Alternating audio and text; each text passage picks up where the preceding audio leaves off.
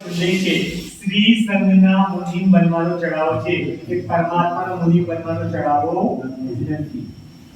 પરમાત્માની મુનિની જરૂરત નથી.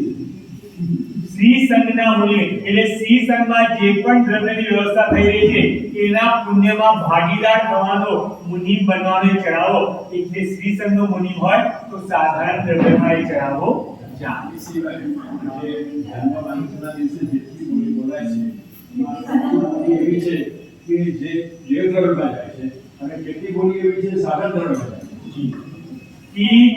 અને તમને એવું લાગતું હોય કે દ્રવ્ય વ્યવસ્થા બહુ આડી ગઈ થઈ ગઈ છે, સંઘોએ પોતે નિર્ણય કરવો છે એક સપ્તાહે 3 માળાની જગ્યાએ એક માળા કઈને 2 માળા ઓછી કરીને અષ્ટમંગલની માળાઓ.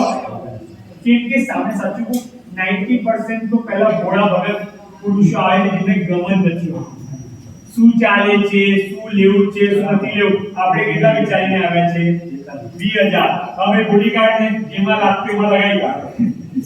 એને કાંઈ સમજણ ન પડે, જેમાં બોલો એટલા બોલીને બસ આપણો લાભ લેવાનો છે, દ્રવ્ય ખર્ચ પર લાભ લઈ નીકળી જશે. તમે જેવા ઓપ્શન આવશો એવા એ લાભ લેશે.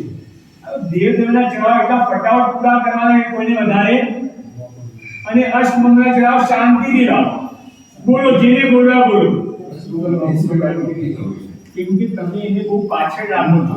સાહેબ શું કરે, સપનાજીના ચડાવ વચ્ચે સ્ટોપ કરાવે છે પીક સમય ત્યારે પહેલા અષ્ટમંગલના ચડાવ.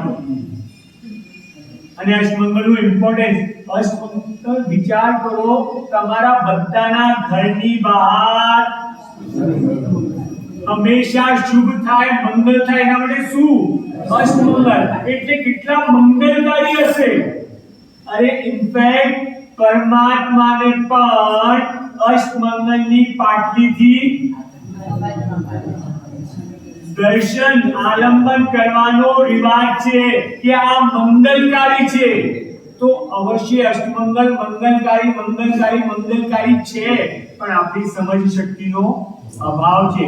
એ સમજ કેળવીને પોતાના દ્રવ્યને યોગી તરફ વાળજો.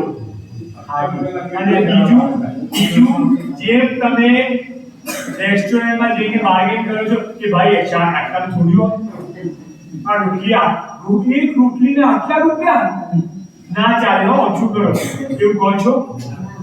કહો તો આખું નામ જો આજુ ખાવાનું કરવા શરમ શેમાં. અને ધર્મશાળામાં 500 ને 1000 કે હોતું હશે. ધર્મશાળા ખોલી છે કે શું ખોલ્યું છે, આ શું ખોલવા માટે એને બિચારાને આખા વર્ષ ધર્મશાળા ચલાવવાની, આટલો સ્ટાફ પાડવાનો, અને તમે તો વર્ષે આવો થોડાક દિવસ અને તમે પાછા અપેક્ષા શું રાખો, તો કેટલી ગંદી છે, સાફ સફાઈ નથી. રાજા સાહેબ આવો અને 500 રૂપિયામાં વ્યવસ્થા છે 5000 જેવી. અગર વ્યવસ્થા પ્રમાણે અગર એમની ફીસ ઓછી પણ અને આપણી સમજ શક્તિ તો છે કે નહીં. જતા ધર્મશાળામાં વિશેષ સાધારણની પહોંચ પડાવી જોઈએ. કર્તવ્ય છે, નહીં તો સંઘનું દેવું માથે રહેશે.